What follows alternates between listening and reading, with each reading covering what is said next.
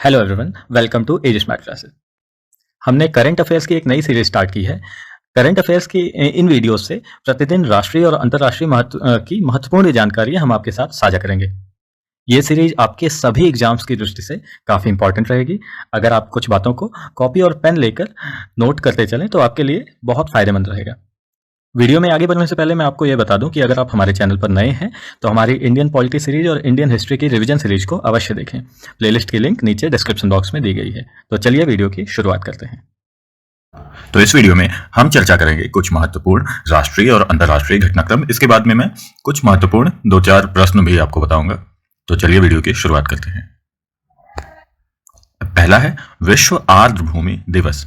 प्रत्येक वर्ष 2 फरवरी को पूरे विश्व में विश्व आर्द्रभूमि दिवस यानी वर्ल्ड वेटलैंड डे मनाया जाता है। इस दिन वर्ष 1971 में ईरान के शहर रामसर में कैस्पियन सागर के तट पर आर्द्रभूमि पर अभिसमय या कन्वेंशन ऑन वेटलैंड्स को अपनाया गया था।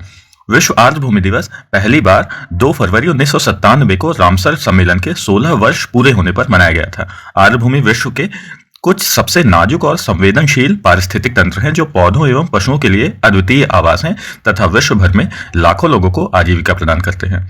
इस दिवस का आयोजन लोगों और हमारे ग्रह हेतु आर्द्रभूमि की महत्वपूर्ण भूमिका के बारे में वैश्विक जागरूकता बढ़ाने के लिए किया जाता है। वर्तमान में भारत में कुल 75 वेटलैंड साइट्स ऐसी हैं जो रामसर साइट्स में शामिल हैं।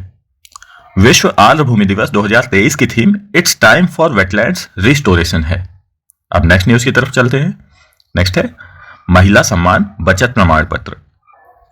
वित्त मंत्री ने हाल ही में केंद्रीय बजट में महिलाओं और लड़कियों के लिए एक नई बचत योजना महिला सम्मान बचत प्रमाण पत्र की घोषणा की। इस योजना में जमा राशि पर 2 वर्ष के लिए 7.5% की निश्चित दर से ब्याज मिलेगा। योजना के तहत किसी महिला या बालिका के नाम पर धनराशि जमा की जा सकती है। इसके तहत अधिकतम जमा राशि 2 लाख रुपए रखी गई है तथा इसमें कोई कर लाभ नहीं है, लेकिन इस योजना में आंशिक निकासी की अनुमति है। बजट 2023 में घोषित यह योजना 2 वर्ष की अवधि के लिए यानी मार्च 2025 तक उपलब्ध रहेगी। यह अधिक से अधिक महिलाओं को औपचारिक वित्तीय बचत साधनों को अपनाने के लिए प्रोत्साहित करेगी। अब नेक्स्ट देखते हैं। APEDA ने UAE के साथ वर्चुअल क्रेता विक्रेता बैठक का आयोजन किया।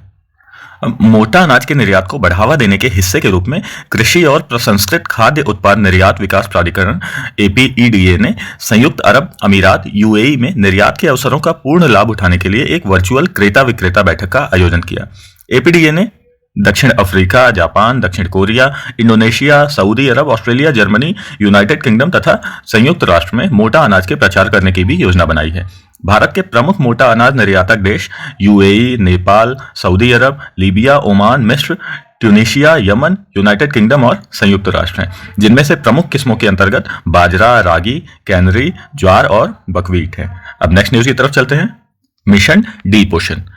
केंद्रीय बजट 2023-24 में संसाधनों के सतत उपयोग से समुद्री जैव विविधता का पता लगाने को डीप ओशन मिशन हेतु 600 करोड़ रुपए आवंटित किए गए हैं। इस मिशन के तहत मध्य हिंद महासागर में खनिज अन्वेषण को सुगम बनाने के लिए 3 लोगों को 6000 मीटर की गहराई तक ले जाने वाली एक मानव युक्त पनडुब्बी विकसित की जाएगी। वर्ष 2016 में भारत को मध्य हिंद महासागर बेसिन से 5000 से 6000 मीटर की गहराई पर पॉलीमेटलिक नोड्यूल के खनन के लिए 75,000 वर्ग किलोमीटर क्षेत्र का पता लगाने के लिए 15 वर्ष का अनुबंध दिया गया था। अब नेक्स्ट हम देखते हैं मैंग्रोव के लिए मिष्टी पहल। केंद्रीय बजट 2023-24 में समुद्र तट के किनारे और लवणीय भूमि पर मैंग्रोव वृक्षारोपण के लिए तटीय पर्यावास एवं ठोस आमदनी हेतु मैंग्रोव पहल mangrove initiative for shore line habitats and tangible incomes MISHTI की घोषणा की गई है। इससे पहले भारत UNFCCC COP27 के दौरान लॉन्च किए गए जलवायु के लिए मैंग्रोव गठबंधन में शामिल हुआ था। यद्यपि मैंग्रोव ग्रह की सतह के केवल 0.1% हिस्से को कवर करते हैं, वे संभावित रूप से स्थलीय वनों की तुलना में प्रति हेक्टेयर 10 गुना अधिक कार्बन स्टोर कर सकते हैं। वे तूफान के खिलाफ एक प्राकृतिक बाधा के रूप में कार्य कर तटीय समुदायों की रक्षा करते हैं। भारत वन स्थिति रिपोर्ट 2021 के अनुसार भारत का कुल मैंग्रोव वन कवर क्षेत्र 4,992 वर्ग किलोमीटर, जो कुल भौगोलिक क्षेत्र का 0.15% है। इसमें भी भारत ने पिछली शताब्दी के दौरान अपने मैंग्रोव कवर का 40% हिस्सा खो दिया था। केरल ने पिछले 3 दशकों में अपने मैंग्रोव का 95% हिस्सा खो दिया है। अब नेक्स्ट न्यूज हम देखते हैं। त्रिशक्ति प्रहार अभ्यास। हाल ही में भारतीय सेना ने त्रिशक्ति प्रहार अभ्यास उत्तर बंगाल में एक संयुक्त प्रशिक्षण अभ्यास जो रणनीतिक सिलीगुड़ी कॉरिडोर के करीब है इसका समापन किया। इस अभ्यास का उद्देश्य सेना, भारतीय वायुसेना और केंद्रीय सशस्त्र पुलिस बल सीएपीएफ को शामिल कर एकीकृत रूप से नवीनतम हथियारों और उपकरणों का उपयोग करते हुए सुरक्षा बलों द्वारा युद्ध की तैयारी का अभ्यास करना था। इस अभ्यास का समापन तीस्ता फील्ड फायरिंग रेंज में एकीकृत अग्निशक्ति अभ्यास के साथ हुआ। इसमें सेना, भारतीय वायुसेना और सीएपीएफ के सभी हथियारों और सेवाएं शामिल थीं। सिलीगुड़ी कॉरिडोर या चिकन नेक पश्चिम बंगाल में जो है बांग्लादेश, भूटान और नेपाल की सीमा से लगी भूमि का एक हिस्सा है जो लगभग 170 गुणे 60 किलोमीटर का एरिया कवर करता है। सबसे संकीर्ण स्थान पर यह लगभग 20 से 22 किलोमीटर चौड़ा है। तो यह भारत के लिए काफी ज्यादा स्ट्रेटेजिकली इंपॉर्टेंट है।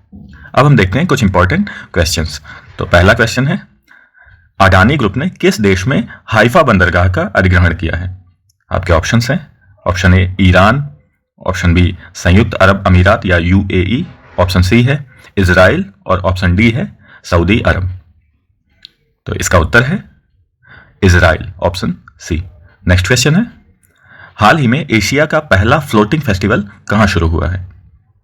इसके ऑप्शंस हैं, option A Nai Delhi, option B Mandsaur, option C Bhubaneswar या ऑप्शन डी मुंबई। तो इसका उत्तर है बी मंदसौर। अब नेक्स्ट क्वेश्चन देखते हैं, किस देश को 2025 में मैड्रिड अंतरराष्ट्रीय पुस्तक मेले के थीम देश के रूप में आमंत्रित किया गया है? इसमें आपके ऑप्शंस हैं, option A United Kingdom, option B है यूएसए, ऑप्शन सी भारत या ऑप्शन डी चीन। तो इसका उत्तर है option C Bharat. Next question है, भारत के पूर्व प्रधानमंत्री डॉक्टर मनमोहन सिंह को किस देश द्वारा लाइफ टाइम अचीवमेंट ऑनर से सम्मानित किया गया है? इसके ऑप्शन हैं, option A USA United States of America, option B है यूनाइटेड किंगडम, ऑप्शन सी है इजराइल और ऑप्शन डी है इक्वेटोरियल गिनी। तो इसका उत्तर है ऑप्शन बी यूनाइटेड किंगडम। अब इक्वेटोरियल गिनी के लिए एक है कि मैनुअल रोका बोटे ये इक्वेटोरियल गिनी की पहली महिला प्रधानमंत्री बनी है। तो ये काफी ज्यादा इंपॉर्टेंट हो जाता है। So that's all for now. आशा करता हूँ वीडियो आपको अच्छा लगा होगा। अगर वीडियो अच्छा लगा हो तो वीडियो को लाइक करें, चैनल को सब्सक्राइब करें और शेयर करें। धन्यवाद।